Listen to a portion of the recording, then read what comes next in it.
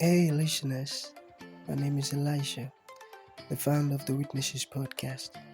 It's so beautiful to have you listening to our podcast, and I want you to know something that means a whole lot to me. Thank you for tuning in.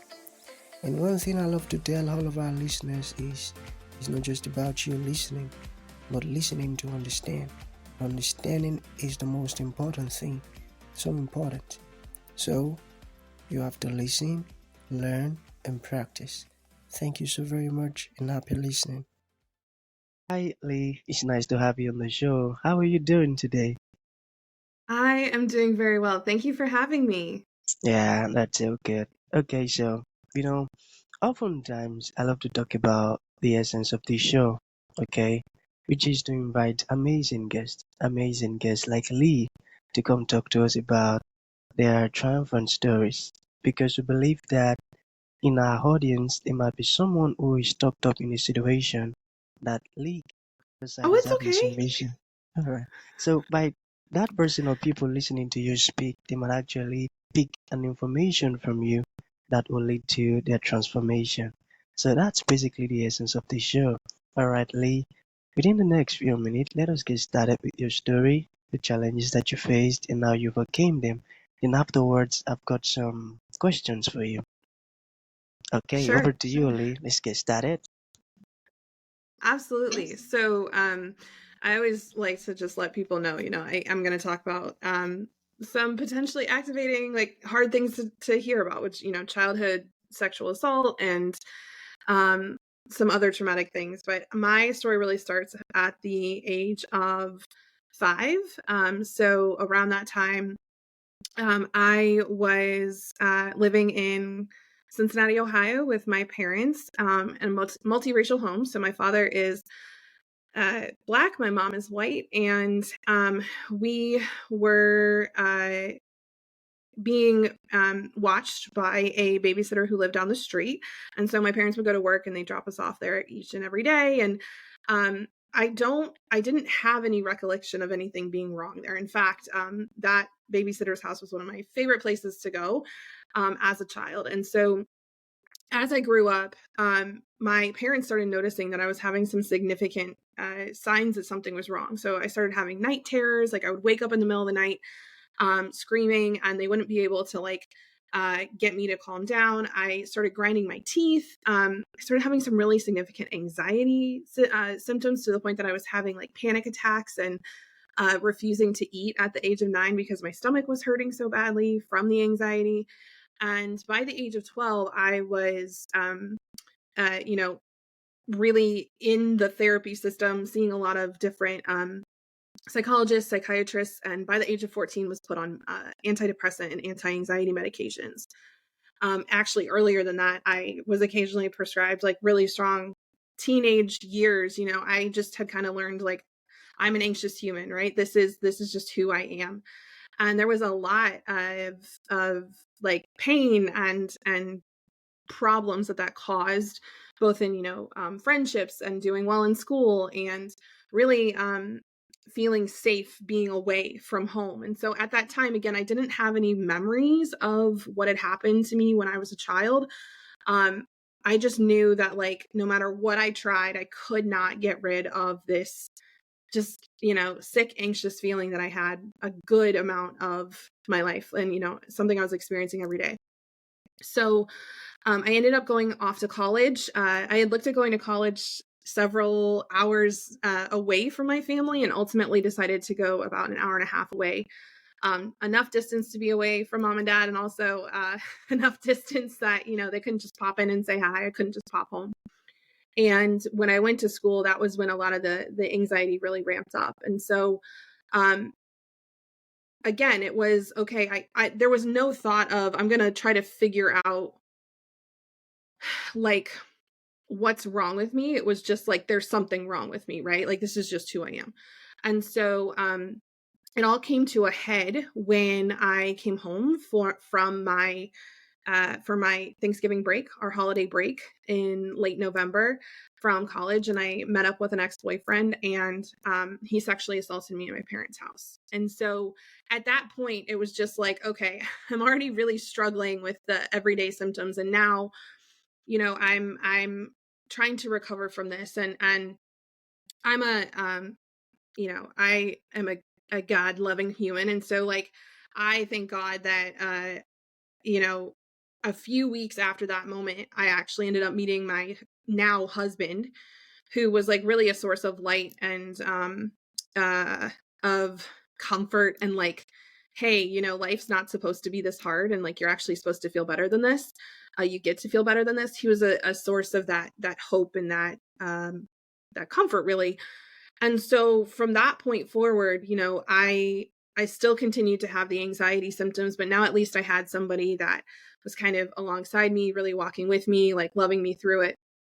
And so I finished college, and I went on to go to graduate school for nursing and became a nurse practitioner, and started working with like the sickest of the sick patients here in the city I'm in. And so really immersing myself in a lot of like anxiety. Like, it was a great place to put all my anxiety and all of my feelings, right? It was a really great place to get out all of that adrenaline and that the tension that was in my body. And so I started working as a critical care nurse and nurse practitioner, and did that for several years. And to make a long story short, ended up starting a business in that time, ended up having 3 kids after getting married. And I just kept adding in stress to my life. And then whenever the stress would get a little bit easier, I would start to get really uncomfortable and panicked again. It was like the only time I could find comfort in my body was if I was stressed out. And so when the pandemic hit in 2020, I realized that I couldn't keep doing what I was doing. And so I actually ended up in a trauma-informed care workshop while I was getting my doctoral degree. And in that workshop, I realized, I was like, oh, wait a second. What if everything I'm experiencing, what if all these symptoms I'm having are due to trauma? Now, at the time, I thought it was due to the sexual assault that I had experienced at 17, and, all of the anxiety and depression I'd had growing up. And so I went and got my certified clinical trauma professional status, and again went the route of education. That's what I knew, and started helping other people through their trauma. And through the pandemic, realized, this is what I want to do full time. And nursing is really starting to burn me out. Like, it's starting to get to the point that it's too stressful. So I left the bedside, and I was teaching at the time as well, and started doing more trauma focused coaching. And that is when my memories of what happened to me when I was younger came back up to the surface. It was almost like my entire life I had tried to stay as busy and stressed out as possible, because those moments where I would relax, that was when my body's like, hey, we're going to show you that thing that happened that was like really not okay.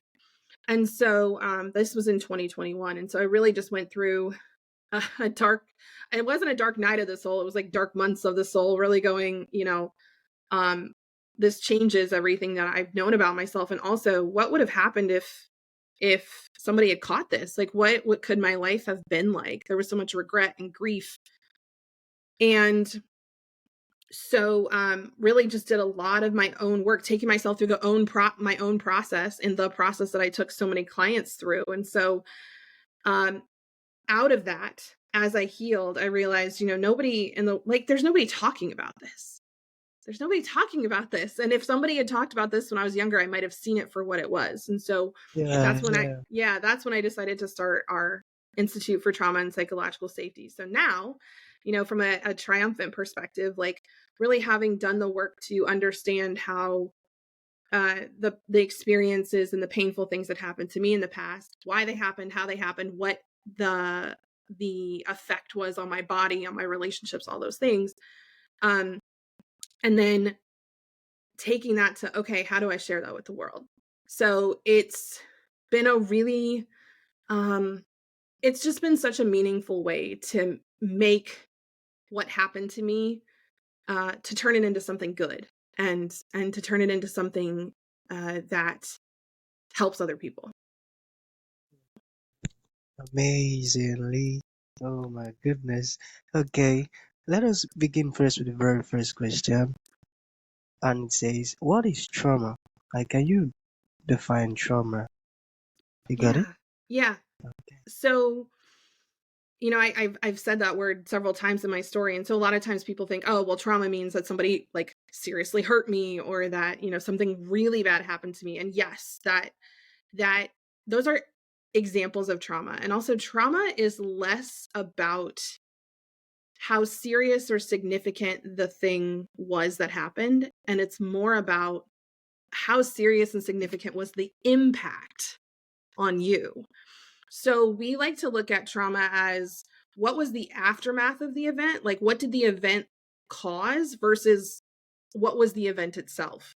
So I have a lot of clients that'll come to me and they'll say, well, it was only this tiny little thing. And I'm like, yeah, and your body didn't process it. Your body didn't experience it as a tiny little thing. Your body experienced it as a big thing. And so what matters is how your body and your brain understood it, not how anyone else would judge the size of it. Sorry about that. You are great. You're fine. Okay, so the second question. Why should we care about trauma as organizational leaders?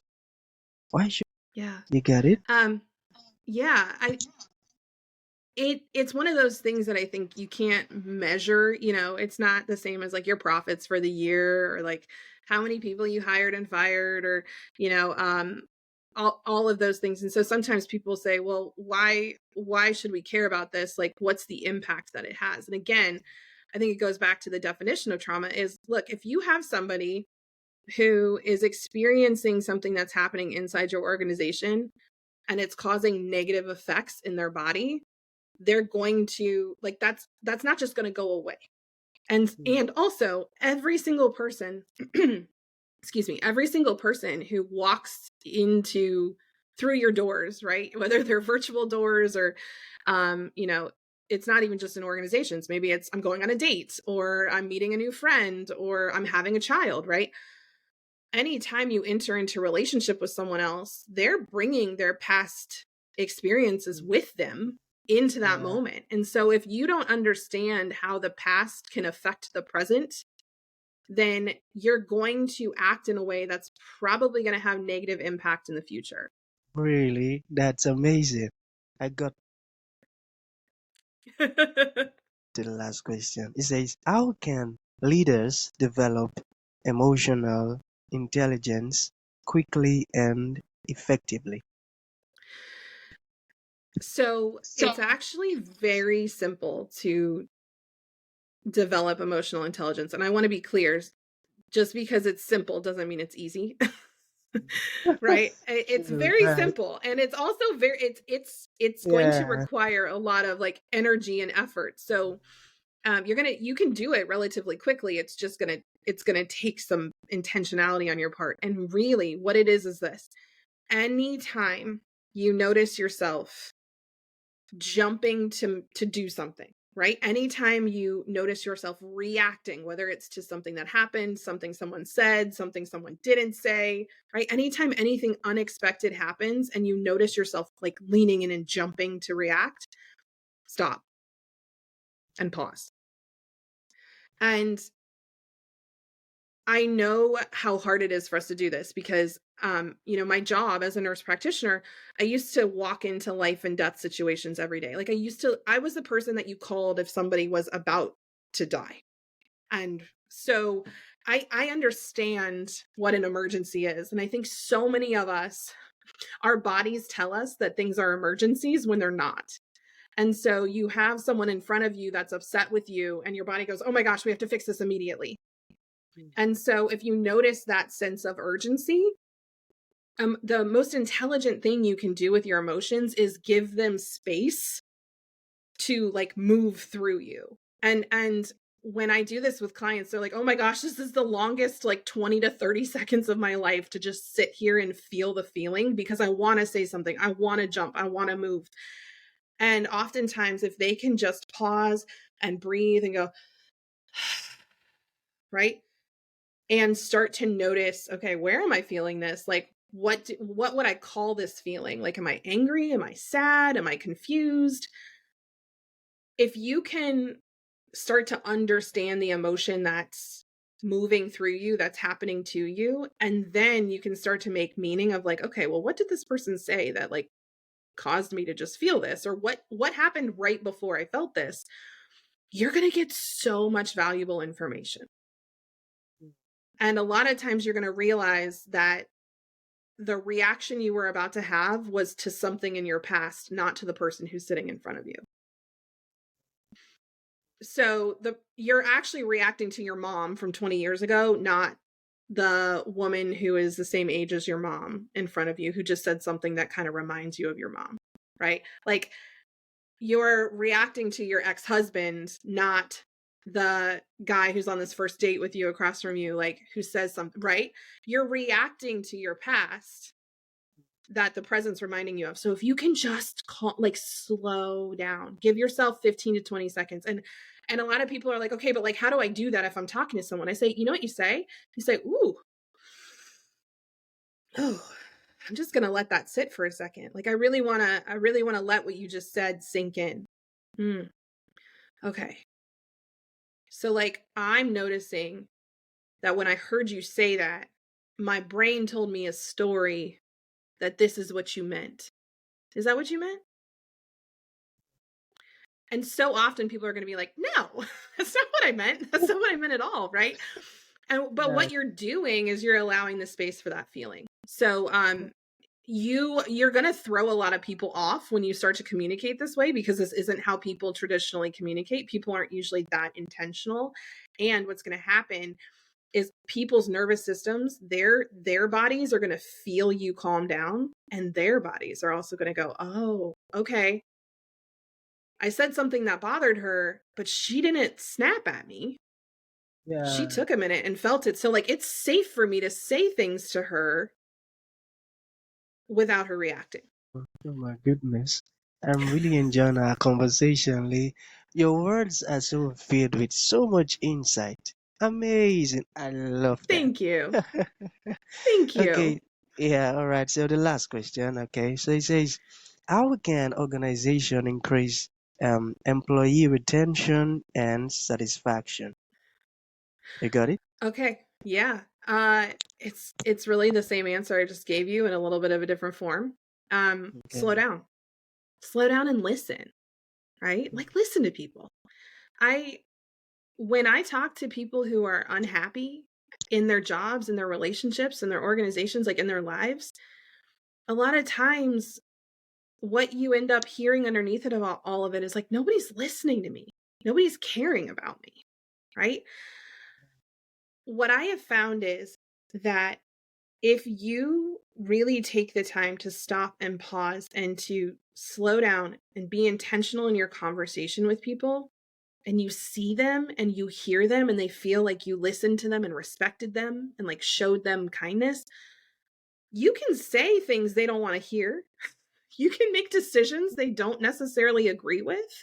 And here's a perfect example of this. I've had to go to colleagues or students or people that I'm leading and say, hey, I heard you when you said this is what you needed. Like, I really want to be able to give that to you, right? Like, I hear how important that is to you. And here is why in this moment, I can't do that, right? And I promise to continue looking for ways to be able to support you around this, because like, I see it. I see how important this is to you. And also, if you can think of any other ways for me to be able to help you with this that would be possible, can you let me know? Because I would love to implement those as fast as possible, right? I just told you you're not getting what you want. Right. And yet people will walk out of that and be like, oh, that was a really great meeting. Now you have to mean it. You have to mean it. And in order to mean it, you got to be calmed down. You can't just be like, oh, nope, I'm still up here and all tense and activated and like not really caring about this person. I'm just saying the words. They have to be able to feel your sincerity. But that, I've seen plenty of people get really bad news in organizations and be like, I'm here, I'm down, I'm sticking with you, I'm not going anywhere, because they're like, I see how you are trying to take care of me and you're hearing me and you're listening. Amazing. Oh my goodness. You know, Lee, I actually cannot wait to have you on the show again. No, our conversation has been so educative, Lee. Wow, wow, Thank wow, you. wow. So to round up with Lee, what would you like to say to the audience, like a piece of advice? And let's say there is someone who would like to reach out to you. How can Yeah. that be possible? Well, we have a lot of resources. So if you're a social media human, you can find us on TikTok, Facebook, LinkedIn, Instagram, all the places. And I think the easiest way for people to connect and learn more is to just go to our website, which is institutefortrauma.com. And, I think if there's one piece of advice that I like to leave people with is like, there's nothing wrong with you. A lot of times when we have trauma in our past and then it shifts the way that we show up and act, like we tell ourselves a story, and also the world tells us a story that there's something wrong with us. And just going back to my personal story, for so long I believed there was something wrong with me for how anxious and panicked I felt all the time. And now living in a body that feels calm and like regulated and grounded the vast majority of the time. When I started feeling this way, for a while, I kind of made myself wrong. And I was like, oh my gosh, like, I wish that I had known, I wish that I had all these things. And it was another way of just going like, hey, I'm going to use my present and judge. Like before I was using my past self to judge my present self. Now I'm going to use my present self to judge my past self. And like, you don't have to judge yourself at all. Like, you don't have to judge yourself at all. You can just go, hey, okay, now in the present moment, I know what I didn't know then, and I'm done judging myself based off of that. And like, my body was doing exactly what it was supposed to do. It was trying to tell me something bad had happened to me, and it was trying to move it through.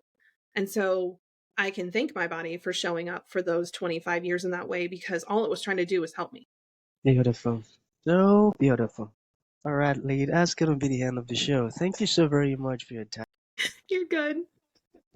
Thank you for impacting us with your amazing insight. No, I learned a series of things from our conversation, and I'm so happy about it. Thank you so very much. Thank you. Thank you for honoring the invite, Lee. Thank you. Bye. Thank you for tuning in to this incredible episode. Your support means the world to us, and we truly value you. We look forward to having you join us for the next episode. If you enjoyed what you heard, please consider rating and reviewing us on Apple Podcasts. Your feedback is greatly appreciated.